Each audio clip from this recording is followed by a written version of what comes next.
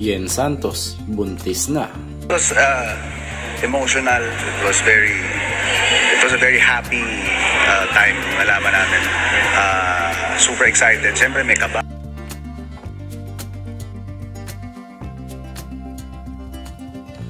Tila natuldukan na ang mga naging agam-agam tungkol sa issue na buntis na nga si Yen Santos kay Paulo Contis.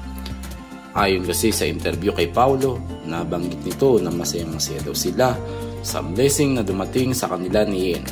At pareho daw silang excited sa paparating na blessing na ito. It was emotional. It was a very happy time nung nalaman namin. Super excited. Siyempre may kaba. Tila hindi pa daw handa ang dalawa na isa publiko ito. Katulad din ng mga dating nakarelasyon ni Paulo na hindi rin isinapubliko ang kanilang mga pagbubuntis. Sa ngayon ay marami pa rin ang nag-aabang sa anunsyo nila Paulo at Yen. Tila tahimik din ang dalawa sa mga lumalabas na bali-balita na may relasyon daw dati at nagkaroon daw sina Governor Chavit at Yen Santos ng anak. Marami na rin ang nagpatunay na fake news lamang daw ito. Sa ngayon ay busy si Paulo sa kanyang mga trabaho at mga showbiz commitment.